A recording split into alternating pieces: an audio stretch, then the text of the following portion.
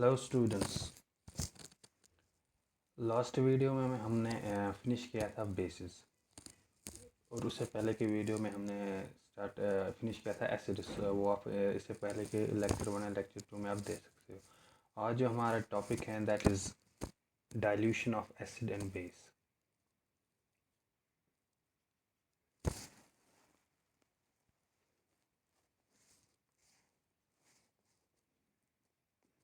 Dilution of acid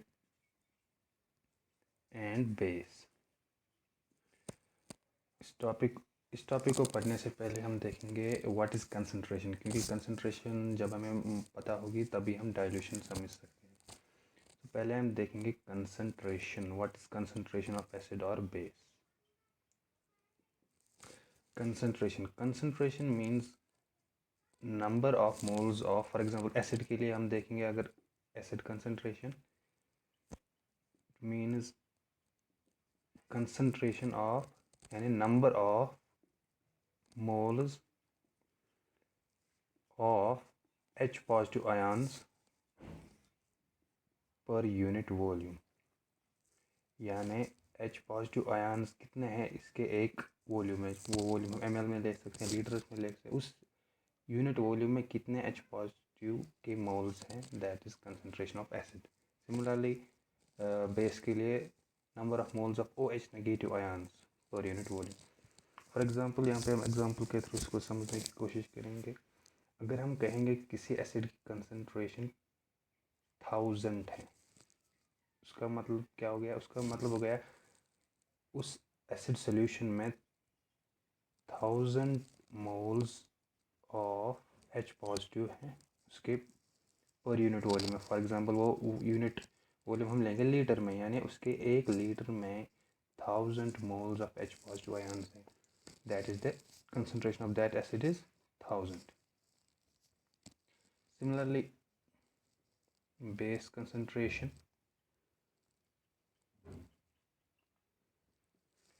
number of moles of OH negative ions in unit volume। ठीक,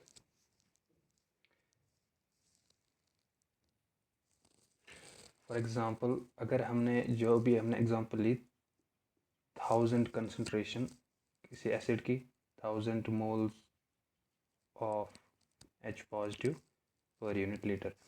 अगर हम इस solution में और एसिड ऐड करेंगे, इतना एसिड ऐड करेंगे कि इसमें जो 1000 मोल्स ऑफ H पॉजिटिव थे ये इंक्रीज हो जाएंगे up to 10,000 moles of H positive per litre. यानी हमने इसकी ऐसे कंसंट्रेशन इंक्रीज़ की। कंसंट्रेशन में कैसे इंक्रीज़ की? हमने इसमें और एसिड ऐड किया, वॉल्यूम सोल्यूशन ऑफ वॉल्यूम को कांस्टेंट रखा है, पर लीटर में हमने और एसिड ऐड किया, इसकी कंसंट्रेशन इंक्रीज हो गई from 1000 to 10,000 moles per litre, means acid concentration बढ़ गई। सिमिलरली अगर हम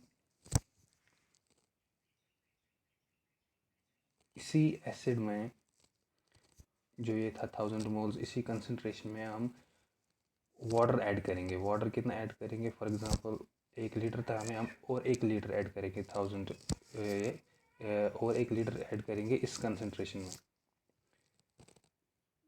लेकिन एसिड कंसंट्रेशन हम कांस्टेंट रखेंगे।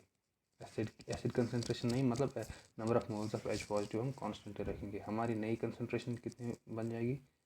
1000 moles of H positive ions.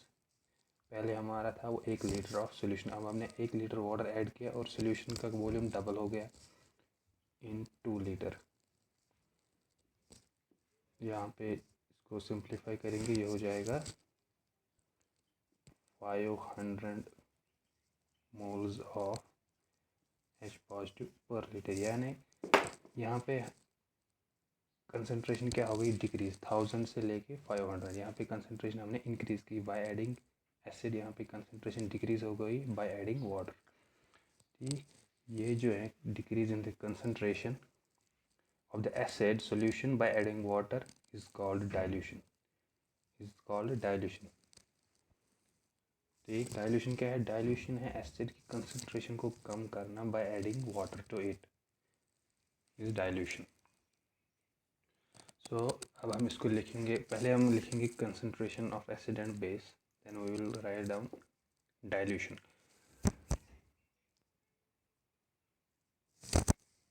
The concentration of H positive ions in an acid and OH negative ions in a base per unit volume, जैसा हमने अभी देखा, shows concentration of acid और base। इस concentration को हम denote करते हैं in square brackets, is denoted in square brackets। For example जैसे हमने अभी देखा एसिड की कंसंट्रेशन 1000, उसको हम डिनोट कैसे करेंगे, उसको हम लिखेंगे 10 पावर 4 स्क्वायर ब्रैकेट्स में इसको इनक्लोज किया, मीन्स केमिस्ट्री में ये बन गया, यानी किसी भी सोल्यूशन की कंसंट्रेशन 10 पावर 4 है। Now dilution. डाइल्यूशन जैसे हमने अभी देखा, dilution, what is dilution? Dilution is the process of decreasing the concentration of the hydrogen ions per unit volume or hydroxide ions per unit volume, usually by adding water to it. This is dilution. Dilution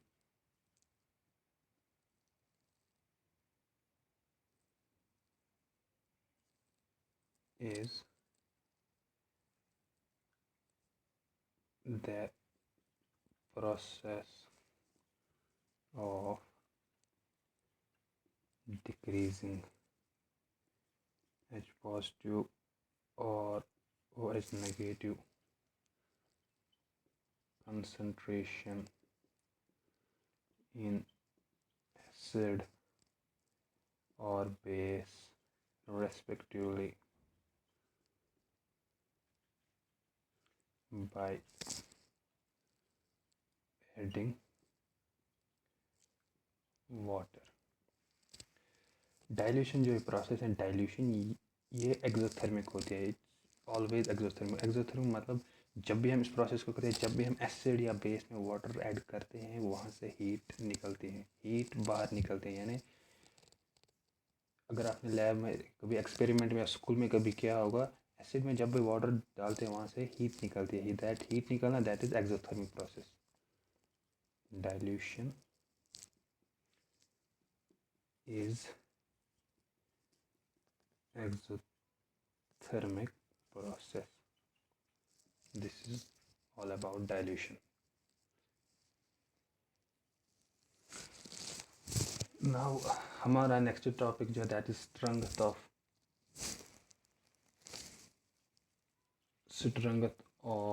acid and base। जैसा आप लोगों को मालूम होगा, last lecture में हमने देखे थे strength of acid and base in terms of concentration of as for acid in terms of concentration of H positive ions and for base in terms of concentration of OH negative ions। हमने ये भी देखे थे, जैसे कुछ examples strong acids के, कुछ examples weak acid के, कुछ एग्जांपल्स स्ट्रॉन्ग बेस के, कुछ एग्जांपल्स वीक बेस के। For example mineral acids like HCl, H2SO4, HNO3, nitric acid, these are strong acids। और इनको these are also called inorganic acids, these are usually strong acids, यानी इनकी strength high होती है। Similarly हमने examples देखे थे जैसे वीक एसिड्स के और organic acids like CH3, COOH। उसमें हमने सिर्फ जनरली ये मतलब थॉरली पढ़े थे। अब इसमें हम इस टॉपिक में हम देखेंगे strength of acid in terms of pH। very important topic in terms of pH। so we will start from pH। what is pH? Definition, by definition pH is just negative log of concentration of H positive ions in the solution. जैसे मैंने अभी कहा square brackets of H positive will denote concentration of H positive ions, यानी इस square brackets में जो H positive लिखना है, what does denote this denote? This denote concentration of H positive ions. pH is nothing, negative logarithm of H positive ions. Logarithm आप लोगों ने 9th mathematics में थोड़ा बहुत इसका पढ़ा होगा. सो pH is negative logarithm of H positive ions, यानी किसी भी सोल्यूशन में H पॉजिटिव आयंस की कितनी कंसंट्रेशन होगी उसका negative logarithm is equal to pH. For example किसी सोल्यूशन में H पॉजिटिव कंसंट्रेशन है 10⁻⁴, तो उसका pH कितना होगा? pH would be equal to negative log of 10⁻⁴. इसको सिंप्लीफाई करेंगे, -4 आगे आ जाएगा, नेगेटिव ऑफ -4 यहाँ पे रह गया log of 10 which is equal to 1.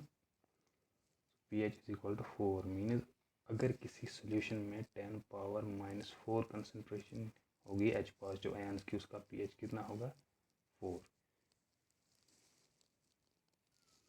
इन्हीं pH ऑफ एसिड्स और बेसिस को स्टडी करने के लिए हमारे पास सिंपल तरीके में इनको समझने के लिए हमारे पास pH स्केल है.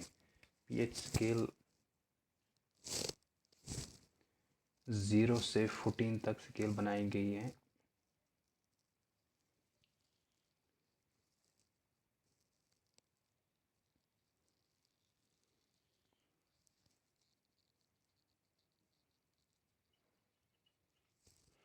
सेंटर में आएगा 7.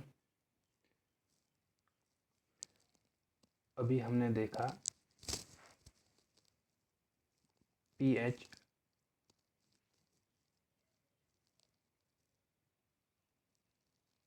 यहाँ पे H पॉजिटिव आयंस, यहाँ पे OH नेगेटिव आयंस.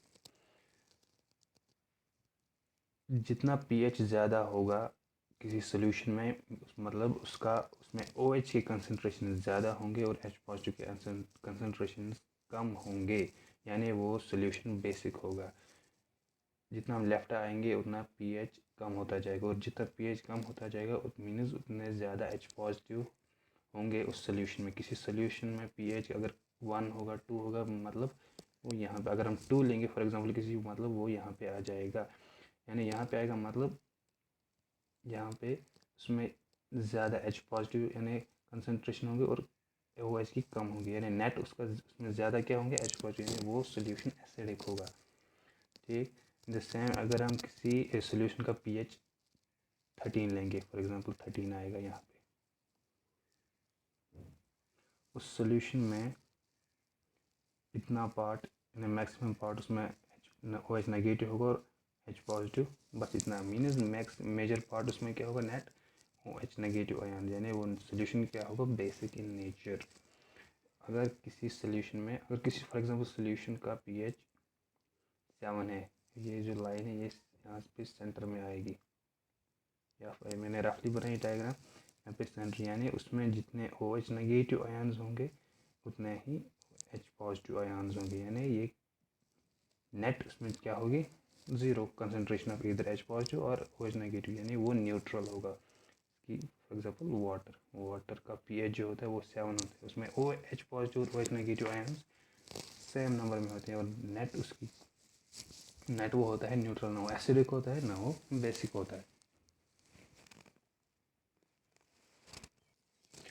इस स्केल को मैं थोड़ा साफ में बनाऊंगा, फिर आप उसका स्क्रीनशॉट उठा सकते हैं. ये बन गई pH स्केल 0, 7, 14. 7 न्यूट्रल होता है, जैसा मैंने अभी बोला. 7 से हम जितना राइट जाएंगे उतना बेसिक कैरेक्टर इंक्रीज होता जाएगा. Basic character increases. 7 से जितना हम लेफ्ट जाएंगे टुवर्ड 0 उतना एसिडिक कैरेक्टर increases.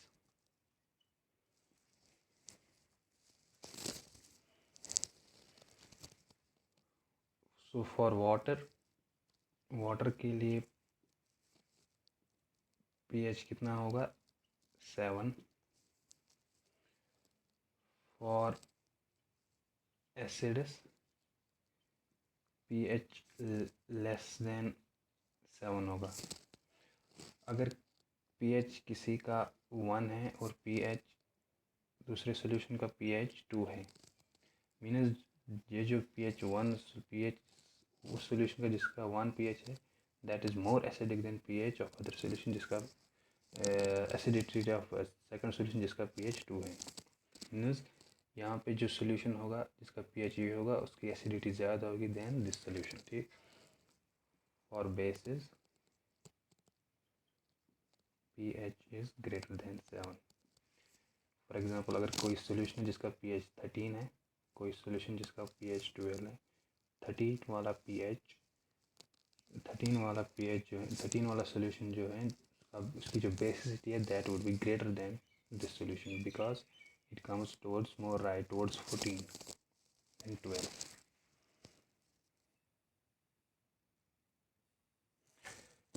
ये pH स्केल क्यों बनाई गई? जैसे हमारे पास हमने पहले लेक्चर 1 में देखे थे इंडिकेटर्स जैसे फेनोल्फ्थलीन है, लिटमस है, उनसे हमें पता चलता है सिर्फ अगर कोई सोल्यूशन एसिडिक है बेसिक है, लेकिन कितना एसिडिक है वो हमें उसे नहीं पता चलता, या कोई सोल्यूशन अगर बेसिक है कितना बेसिक है वो हमें नहीं पता चलता। वो सिर्फ बताते हैं कि एसिड है या बेस है या न्यूट्रल है।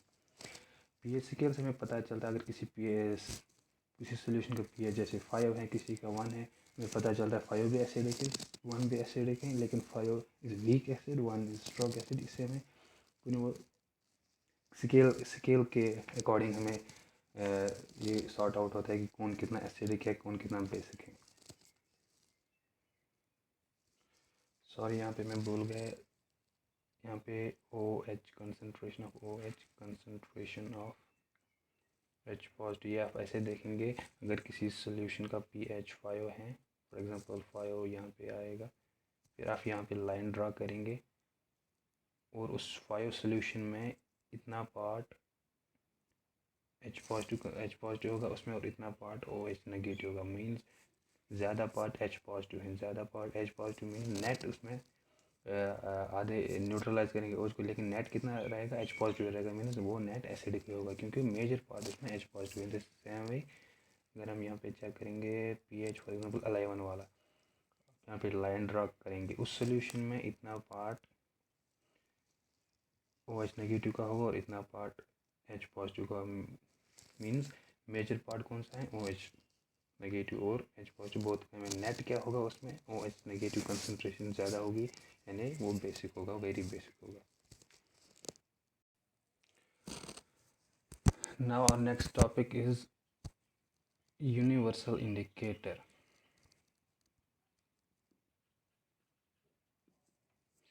ये भी pH स्केल की तरह ही इंडिकेट करता है कौन कितने स्ट्रेंथ है एसिड या बेस की, लेकिन ये भी एक जनरल मतलब कलर के थ्रू हमें दिखाता है कि कौन कितना एसिडिक है। इट इज़ नॉट एज वो प्रिसाइज एज pH स्केल नहीं है, इट इज़ जनरल मतलब रफ यूज होता है इसका। ये बहुत सारी केमिकल्स का बनता है यूनिवर्सल इंडिकेटर, और कलर सीरीज हमें दिखती हैं। फॉर एग्जांपल यहाँ पे हम बनाएंगे, अगर ये यूनिवर्सल इंडिकेटर है pH 0 pH 14,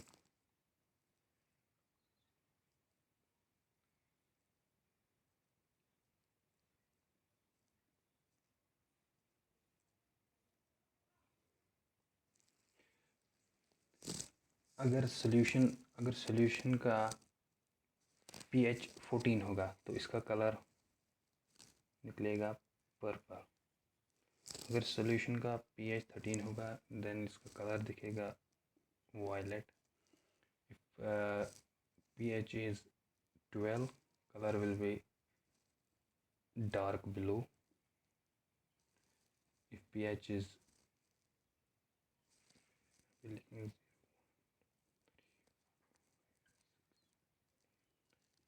11, 12, 13, if pH is 10, we will get pale blue color. pH is 9, color will be light blue. or sky blue. pH is 8, color will be dark green. pH 7, color will be green. pH 6 will get lime green in a light green.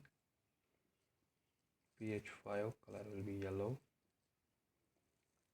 pH 4, color will be between yellow and orange, that is called a beige colour. Yellow और orange के between वो colour होते हैं. pH 3 orange. pH 2 pink colour.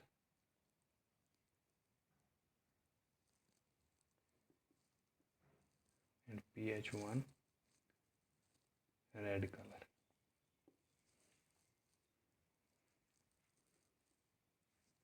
1 pH के red के लिए red मतलब ये कलर सीरीज हमें मिलेगी for different pH of a solution. This is universal indicator.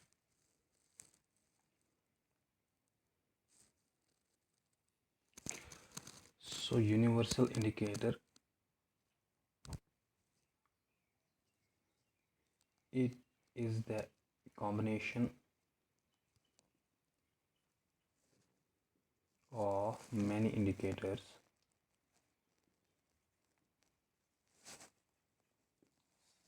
such as water, propanol, sodium salt, sodium hydroxide, etc. Universal indicator, it shows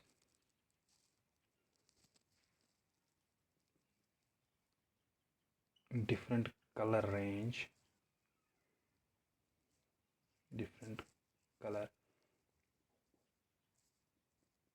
or the range of pH values. जैसे हमने अभी देखा from 1 to 14 for a given solution.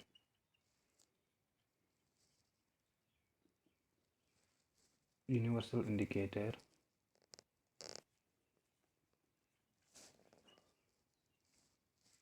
is available in the form of strips and solutions. Universal जो indicator, ये इसमें बहुत सारे जो इंडिकेटर जो हमने पहले पढ़े पहले लेक्चर में, उनकी कॉम्बिनेशन से ये बनता है. जैसे प्रोपेनॉल है, सोडियम सॉल्ट है, NaOH है, वाटर है, फेनोल्फथालीन है, मिथाइल रेड ब्रोमोथाइमॉल है. उनकी कॉम्बिनेशन से बनता है यूनिवर्सल इंडिकेटर. मार्केट में कैसे अवेलेबल होता है? लैब में in the form of strips और सॉल्यूशंस, दोनों में अवेलेबल होते हैं. इंडिकेशन कैसे देता है कि कोई एसिडिक कितना है, अल्कली अगर है तो कितना बेसिक है, थ्रू डिफरेंट कलर रेंज. जैसे हमने अभी देखा, for a strong acid it will be red, for strong base it will be purple. So this was universal indicator. Now moving to the next topic, applications of pH in everyday life.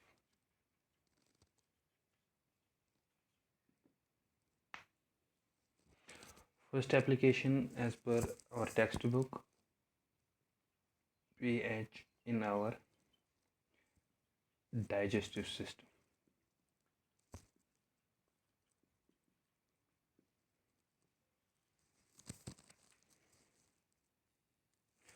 हमारे digestive system में pH की एक बहुत important role होता है, specially in our stomach. हमारे जो stomach हैं, ड्यूरिंग डाइजेशन प्रोटीन्स की डाइजेशन जब होती है तो उनके लिए हमारे स्टमक में हार्मोन रिलीज़ होता है, एंजाइम रिलीज़ होता है जो प्रोटीन्स की डाइजेशन करता है. लेकिन वो जो एंजाइम है वो प्रो फॉर्म में रिलीज़ होते हैं, यानी वो जो प्रो फॉर्म होता है वो नॉन फंक्शनल होता है.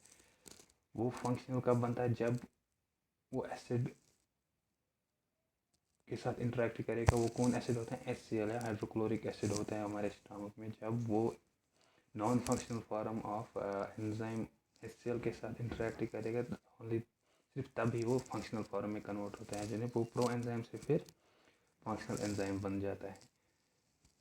और अगर हमारे स्टमक में जो एसिड है, जो हाइड्रोक्लोरिक एसिड होता है, अगर उसकी कंसनट्रेशन बढ़ जाएगी तो एसिडिटी हो जाती है हमारे स्टमक में, जिससे फिर बाद में इंडाइजेशन होती है, यानी डाइजेशन प्रॉपरली नहीं होती है हमारे फूड की। उसके लिए हम यूज़ करते हैं anti acids like magnesium hydroxide है, सोडियम हाइड्रोजन कार्बोनेट है। ये उससे एक्सेस जो HCl प्रोड्यूस होता है हमारे स्टमक में, उसको न्यूट्रलाइज करता है और हमारा जो स्टमक का pH है वो वापस नॉर्मल लेवल पे लाता है। So dilute HCl hydrochloric acid helps in digestion of proteins in our stomach. Excess acid causes acidity. Antacids like magnesium hydroxide, ये बेस होता है, स्ट्रॉन्ग बेस होता है। जब बेस, जैसे हमने पहले लेक्चर में देखा, दूसरे लेक्चर में जब बेस और एसिड की रिएक्शन होती है वहाँ पे न्यूट्रलाइजेशन होती है, यानी ये उस एसिड को न्यूट्रलाइज करेगा जब हमारी एसिडिटी होती है स्टमक में। यानी magnesium hydroxide and sodium hydrogen carbonate Na2NaHCO3 sodium hydrogen carbonate, ये भी बेस हैं। ये भी इस एसिड को, एक्सेस एसिड को स्टमक में न्यूट्रलाइज करके pH को नॉर्मल लेवल पे लाता है। These both MgOH2 and NaHCO3 are used to neutralize excess acid. This is pH in our digestive system. Next application of pH is tooth decay caused by acids.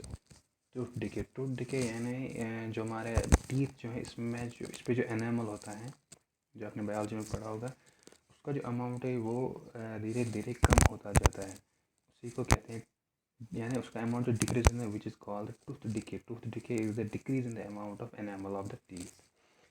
होता कैसे हैं? Due to the acids. Actually norm क्या होता है, हमारे जो mouth है उसमें एक बैक्टीरिया होता है। वो बैक्टीरिया क्या करता है, वो शुगर, जो हम शुगर्स लेते हैं, कार्बोहाइड्रेट्स ले खाते हैं, उनको कन्वर्ट करता है एसिड्स। उस एसिड से क्या होता है, pH जो माउथ का होता है वो डिक्रीज़ होता है। वो 5.5 जो नॉर्मल होना चाहिए उससे कम चला जाते हैं, उसे कम चला जाता है। फिर क्या, एसिडिटी माउथ की बहुत ज़्यादा बढ़ जाती है। उस एसिडिटी से टूथ डिकेइंग हो जाती है, नहीं, हमारा जो एनामल है उसका अमाउंट डिक्रीज़ होता है, दैट इज़ टूथ डिके। फिर हम कंट्रोल कैसे करते हैं इसको, वी यूज़ टूथपेस्ट। टूथपेस्ट क्या होता है बेसिकली, जैसे कोलगेट है, सेंसोडाइन है, उनमें पेस्ट होता है which is alkaline in nature, यानी वो बेसिक पेस्ट होता है। वो उस एक्स्ट्रा एसिड को न्यूट्रलाइज करके pH माउथ का फिर से बढ़ाता है अप टू 5.5 और नॉर्मल फंक्शनिंग हो जाती है, फूड की डाइजेशन नॉर्मली हो जाती है। मेन पर्पज़ क्या होता है टूथपेस्ट का, एसिडिटी को, माउथ एसिडिटी को कम करना, यानी pH इंक्रीज़ करना। सो ये हमने लिखा, tooth decay caused by acids. When the pH of the acid falls below 5.5, tooth decaying starts. The excess acid is removed by cleaning teeth with good quality of toothpaste. What these pastes do, they neutralize the extra acids, as these pastes are alkaline in nature. Next application of pH is soil of pH and plant growth. Most of the plants have healthy growth when the soil has a specific pH close to 7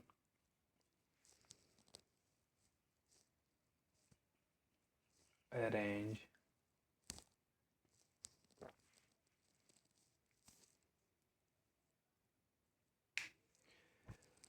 plant growth के लिए भी pH एक particular pH का होना बहुत ज़रूरी है। Most of the जो प्लांट्स हैं दे है उनकी जो ग्रोथ नॉर्मल हेल्थी ग्रोथ सिर्फ तभी हो सकती है जब सॉयल का पीएच स्पेसिफिक हो। यूजुअली वो पीएच कितना होता है 7, मतलब जब तक पीएच सॉयल का 7 के अराउंड होगा प्लांट्स की ग्रोथ हेल्दी नहीं होगी, उसमें कोई ना कोई डिफिशिएंसी रहेगी, वो प्रॉपर ग्रोथ नहीं दिख पाएगा।